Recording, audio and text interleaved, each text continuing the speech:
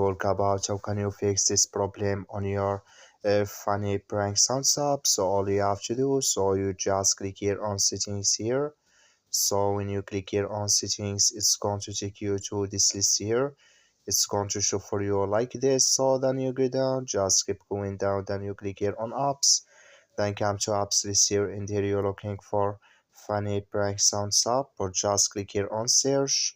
So then here at funny prank sounds, just click on it, then it's going to take you to this list here. Click on force stop, then you click here on OK, then you go down, just click here on storage, come to storage list here, just click here on clear cache. Then all you have to do, so you just turn off your Wi-Fi and turn on it again, then it's going to work with you.